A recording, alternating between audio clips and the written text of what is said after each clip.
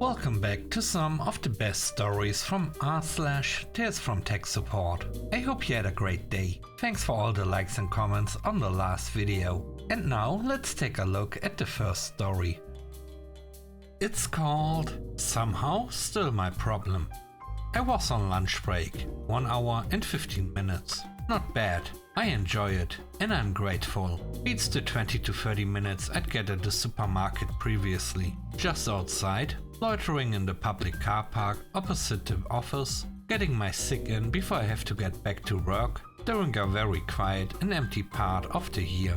A nice couple stopped and turned a few meters from me. They asked, "We are just on our way into town for lunch. Where do we go to get to the high street?" "Oh, you just go through the store, down the stairs, take a right, then a left, follow the road up and around the curve. Then you can turn right for the old town and left for the new town." Then, suddenly, I hear the voice of an agitated man through transparency mode on my AirPods. He sounded very annoyed, and apparently I look kind and approachable. I bid the couple adieu as they give me their thanks. I see a man approach me. I struggle to make out his accent, so I remove my AirPods. "Sorry, could you repeat that? I need to pay parking, but it isn't working and the app is terrible, and I've been trying to do this for 40 minutes. "Okay, sir, I see what I can do to help." We make our way to the closest pay machine. He starts fumbling with the touchscreen, as though it's meant to interpret his thoughts.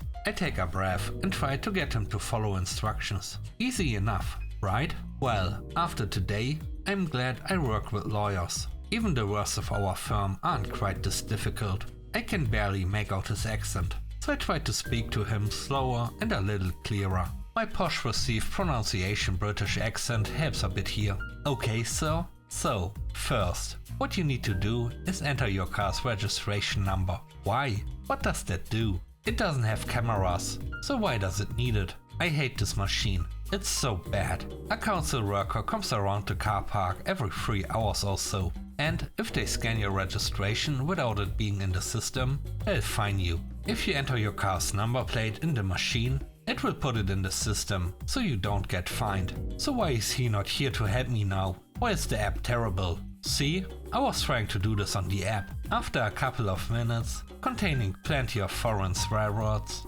futile attempts to check the cement-bottomed machine, and a few light and annoyed kicks at the inanimate object, I finally managed to get him to enter his number plate into the machine. He kept going on about the app, and I told him that he doesn't need to worry about the app, since we are using the machine. Anyway, his number is entered. He gets a receipt. You know what he does? He says he wants to make sure it's definitely working. He flies through the process that I had just spent 6 or 7 minutes trying to teach him, seemingly in milliseconds. I didn't even have a chance to say, "No sir, don't do that. It will deregister your car." So it shows the "please register your car" screen. Again, he gets more annoyed. At this point, I'm done. I felt uncomfortable already, but I'm not spending any more time around him than I need to. I point at the receipt he has to show his car is registered. Tell him his car is in the system and he should be good to go. He doesn't need to worry anymore. I have to head back to work, blah blah.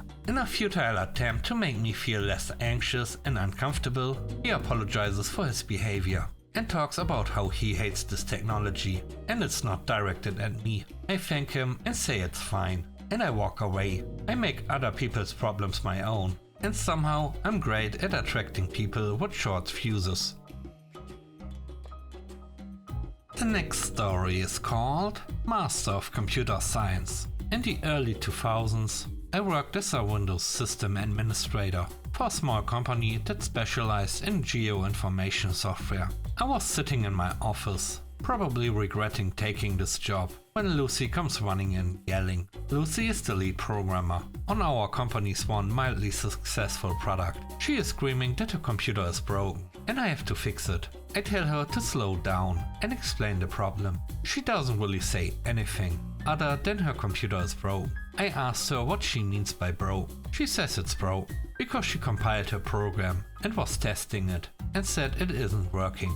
I asked if the error only happens when she runs her program, to which she said yes. I said then it's probably your code that is the problem. I should have known better, as Lucy is known to get excited. She then yells and screams some more, that it's not her code, but her computer. I realized this is going nowhere, and to show me the error. So we walked over to her workstation, which was in a bullpen on developers. Of course, all the yelling and screaming has all their attention on us. She starts running the code from Visual Studio, and I asked her what the program is doing when the error happens. She said it's loading up file from the programs folder. The program is running, and she clicks some buttons in her application. Then an error dialog pops up. I read the message, and I tried not to laugh, but I just couldn't hold it in. This infuriated Lucy, who demanded to know why her broken computer was funny to me. I told her the computer is fine, but it is definitely her code that is the problem. I told her exactly what the problem was. Let's just say that she disagreed with me, loudly. At this point I was kind of over it. I told her to bring up that section of code, and I will fix it. You would not believe that this tiny woman could yell with such volume. I have a master's degree in computer programming. My code is fine. I said I will prove it, and if it doesn't work, I will give her a new computer. She finally thinks she has won and brings up the code. I look at the code and make a modification to one line. I then ask her to run the program again. She gets a smug look and repeats the process. Amazingly, the program works just fine. I just walk back to my office without saying a word. You might be wondering what happened. What was the error that I saw? Cannot find file in C/program. The third story is called multi-factor authentication. So the past few weeks, the MSP I work for has been rolling out multi-factor authentication to our clients. One of them is a small town water plant. This user calls me up and asks for help with setting up MFA. I connect to their machine and guide them to the spot where they need to scan the QR code on their app. The user said they had BestOf already installed. It says no link found. What did you scan it with? My camera app. You have to scan it with Microsoft Authenticator. What's that? The multi-factor app you said you already had. Oh, I don't know what that is. I sent them the download link and wait 5 minutes for them to download it. We'll link it to their app. Okay, so now I just delete it, right? No, you need to keep it. The user already deleted it before I answered. A lot of internal screams followed. The last story is called It's Too Small.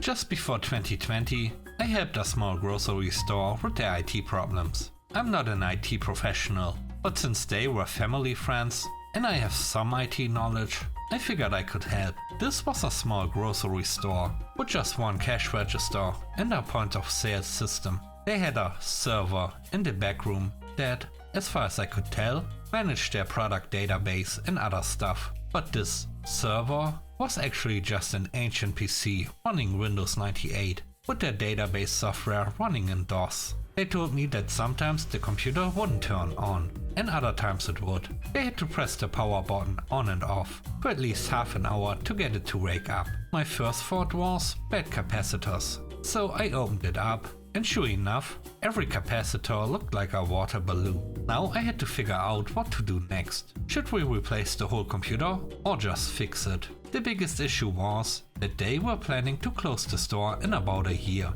So of course there was no budget for new equipment, and after 2020 hit, they closed even sooner. So I came up with the idea to simply copy everything and try to run it in DOSBox on a new computer. But I guess I wanted to show off a little. So I installed DOSBox on a Raspberry Pi, hooked everything up and configured it. And it worked. I was so proud of myself. When the owner came in and saw what I had done, I explained that his entire huge old tower had been replaced by something so small. This is unacceptable. I asked you to check and fix the computer, not replace it with a small piece of junk. It looks like a toy. The previous computer was a real computer. I'm going to pay someone to actually repair our computer. And that's exactly what he did. He paid some company several thousand euros to repair, well, replace the motherboard of that ancient computer.